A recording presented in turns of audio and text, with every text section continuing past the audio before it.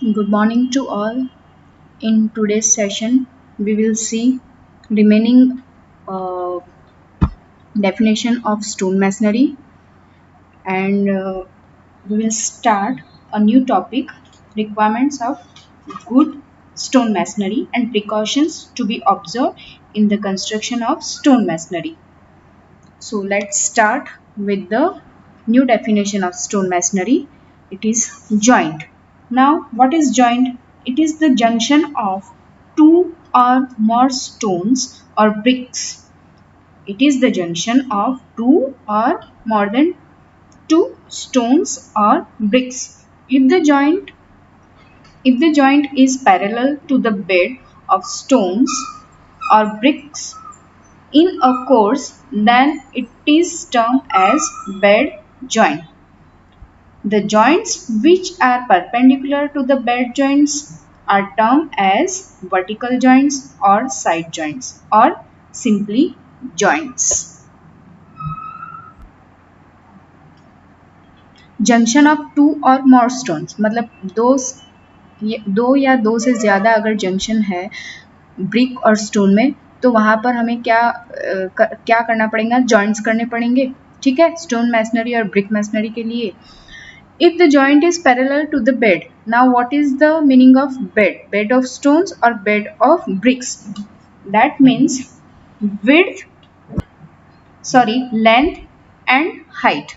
Bed का मतलब क्या है? सपोज अगर ब्रिक है, आपने ब्रिक लिया है तो उसकी लेंथ मतलब वन ब्रिक की length and height, it is called as a bed of stones और bed of bricks in a course, बराबर है. Then it is term as a bed joints.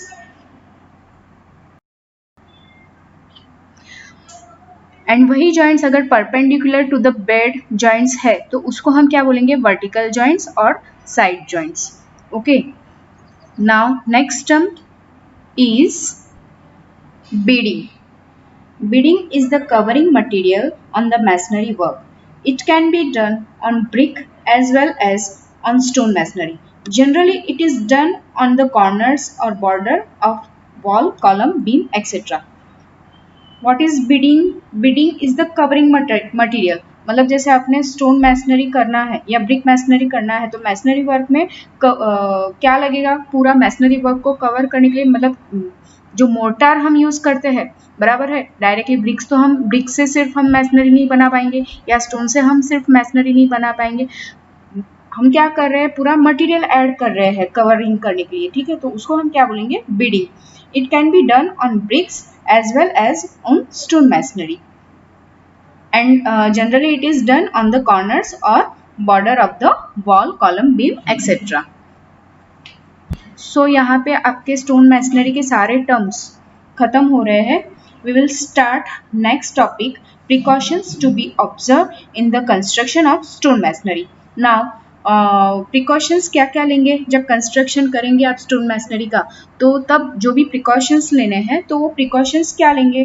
ठीक है, the stone selected for the masonry work should be hard, tough and durable. जो भी stone आपने select किए हैं वो कैसे होने चाहिए? Hard, rough and durable. Only cement और hydraulic lime mortar should be use throughout the work. हमने क्या बाइंडिंग के लिए क्या मटेरियल लिया है? सीमेंट या फिर lime mortar used throughout the work. Next point, every stone in ordinary wall should be bedded on the natural bed. Arches should be constructed having the natural bed or the normal to the face of the arch and perpendicular to the line of thrust, parallel to the it means that parallel to the radial center line of each stone. Next point, the stones to be used in the masonry work must be well watered before use so that they do not absorb the moisture from the mortar and thereby decrease their strength. अब stone का, जब stone masonry में हम stone का use कर रहे हैं, बराबर है, तो उसको वेल वाटर करना पड़ेगा, ताकि जब मोटार हम डालेंगे, मतलब स्टोन तो हमने अरेंज कर दी, उसके बाद stone arrange layer by layer हम अरेंज करेंगे, ठीक है। तो एक लेयर के बाद हम जैसे मोटार पुट कर रहे हैं, तो मोटार के थ्रू जो भी वाटर है, जो भी मॉइस्चर है, तो वो एब्जॉर्ब नहीं कर पाएगा, क्योंकि हमने ऑलरेडी स्टोन को वेल वाटरिंग किया है, सो दैट उसका जो स्ट्रेंथ है, स्टोन का जो स्ट्रेंथ है वो डिक्रीज नहीं हो पाएगा, right. Next point, care should be taken to secure a good bond throughout the masonry. There should be no hollow left during construction, and all the interstices should be well packed with mortar chips. मतलब जब भी आप mortar put करेंगे stone masonry के time पे, तो उसका good bond होना चाहिए, ये ध्यान रखना है, क्योंकि अगर मतलब अगर गुड बॉन्ड नहीं होगा, अगर मोर्टार हम बराबर से पुट नहीं करेंगे, तो बट ऑब्वियसली उसका जो स्टोन जो एक, मतलब एक लेयर के बाद दूसरा जब लेयर आएगा, तो ऑटोमेटिकली वो वेल पैक्ड होना चाहिए, नहीं तो डायरेक्टली वो गिरने के चांसेस भी रहते हैं, right. Next point, to bond the two faces of the wall, the facing and the backing, and thus to add to it transverse strength.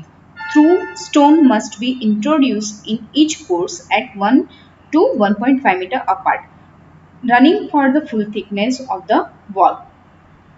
Next point, care should be exercised to get a thin and uniform mortar joint throughout the masonry work.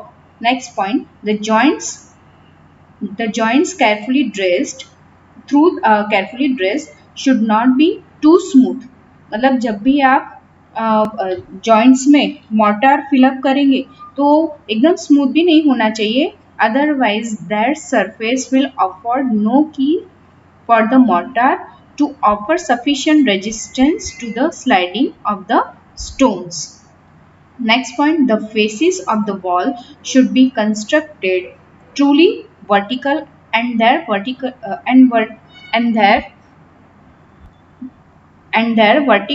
should be tested by a plumb rule. Next point, the masonry in the entire length of the wall should be raised uniformly, so that the pressure on the foundation under the entire length may be uniform.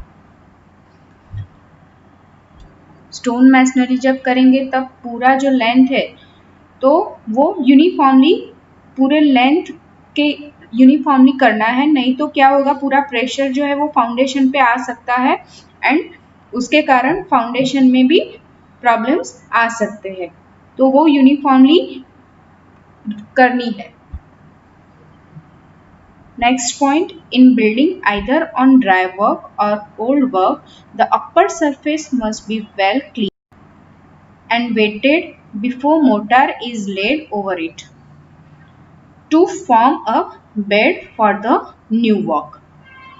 Next point, the entire masonry work should be kept wet until the mortar is set and becomes hard. मतलब जब तक masonry में पूरा जो motor है वो जब तक सेट नहीं होता या हार्ड नहीं होता, तब तक पूरे मैसनरी वर्क को पानी डालते रहना है, वेट रखना है, नहीं तो क्या होगा, मैसनरी में जो पूरा मोटार है तो उसमें स्ट्रेंथ ही नहीं आएगी, मैसनरी जो वॉल जो बनेगी तो उसमें स्ट्रेंथ ही नहीं आएगी, ठीक है। Next point, normally the load और wait should act axially and centrally on masonry sections. Next point, the length of soft stone for resisting pressure should not exceed 3 times its depth, and the breadth from 1.5 to twice its depth. So ये सभी point आपको ध्यान में रखने हैं जब भी आप स्टोन मैसनरी का कंस्ट्रक्शन करेंगे, राइट। ये एग्जाम में एक बार आया है, तो उसका मैंने पीपीटी आप बना के नहीं दिया है, मैं इसमें जब पेजेस के फोटोज आपको सेंड करूंगी तो उसमें ये क्वेश्चन भी आ जाएगा। नाउ नेक्स्ट पॉइंट है नेक्स्ट टॉपिक है requirements of good stone masonry. And ये क्वेश्चन एग्जाम में 5 बार आया है, requirements of good stone masonry. The stone to be used for stone masonry should be hard, tough and durable. The stone should be properly dressed as per the requirement. The header and bond stone should not be dumbbell shaped. It should have low water absorption. It should have resistance against fire. The stone masonry section should always be designed to take compression and not the tensile stresses. Next point, it should have adequate resistance against weathering action. Next point, it should be economical and easily available. All points are easy. Please try to understand very, मतलब एकदम easy language में उन्होंने describe किए हैं और समझने के लिए आसान भी है. Now the next topic is types of stone masonry. Masonry can be classified according to the thickness of joints, continuity of course and finish of face. There are two types of stone masonry. First is rubble masonry and ashlar masonry. There are main two types of stone masonry, rubble masonry and ashlar masonry. ये दो masonry के name है, rubble masonry, अनकोर्स rubble masonry. हमने ये जो word है वो बहुत बार हमने अनकोर्स रबल मैसनरी ये वर्ड हमने ऑलरेडी यूज किया है बीसीओ में, ओके, और मैंने बहुत बार डिस्क्राइब भी किया है. So rubble masonry and second type of stone masonry is ashlar masonry. Now we will see what is rubble masonry. Rubble masonry consists of blocks of stones either undressed or roughly dressed and having wider joints. मतलब rubble masonry का मतलब ही है, मतलब जैसे अनकोर्स rubble masonry का मतलब ही है कि वो जो स्टोन है वो अनड्रेस्ड रहते हैं, मतलब उसको कुछ भी फिनिशिंग नहीं किया रहता है.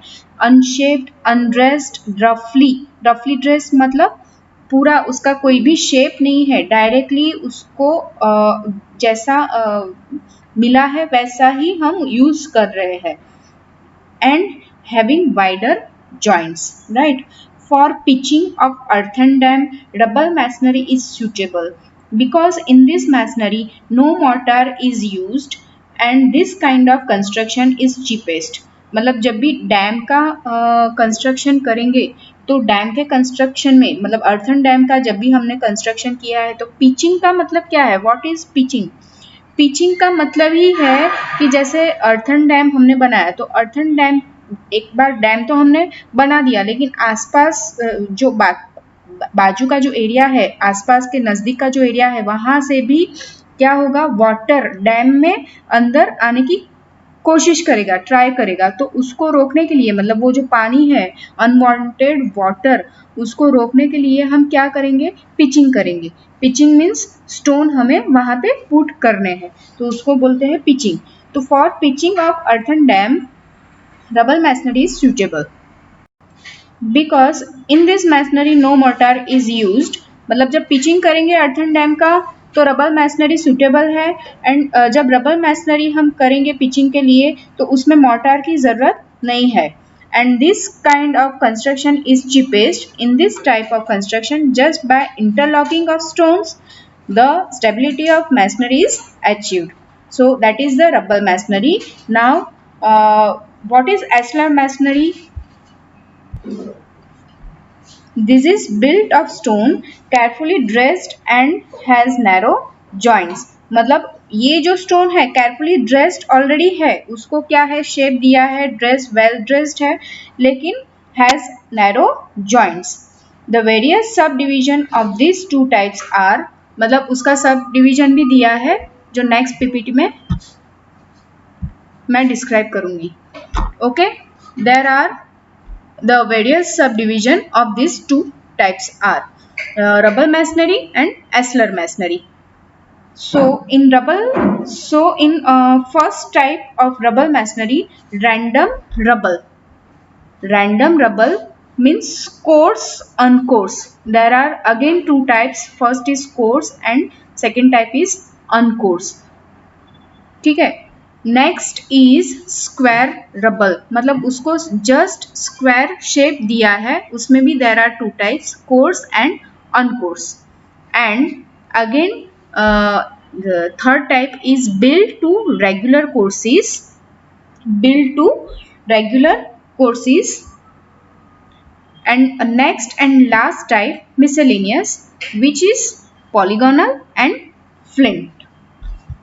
सो ये रबल मैसनरी के टाइप्स है, फिर से मैं एक्सप्लेन कर रही हूँ। First is random rubble, there are two types, coursed and अनकोर्स।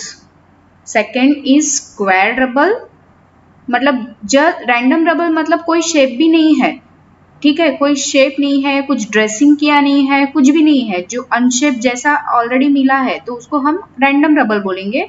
उसमें दो टाइप उन्होंने डिस्क्राइब किए हैं, coursed and uncoursed. Second one is square rubble.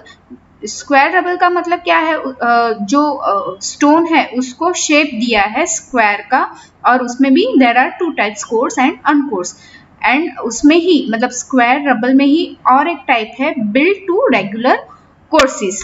And next and last type is miscellaneous, उसमें थोड़ा बहुत उसमें शेप किया है, flint and polygonal. So there are two types in miscellaneous. Now second type of stone masonry is ashlar masonry. उसमें बहुत सारे types describe किए हैं। एक तो ashlar fine, ashlar rough tooled, ashlar rock और quarry faced, ashlar chamfered. Chamfered का मतलब क्या है, दोनों साइड से सेम। उसके बाद ashlar facing and last one is ashlar block in course. So there are 6 types in ashlar masonry.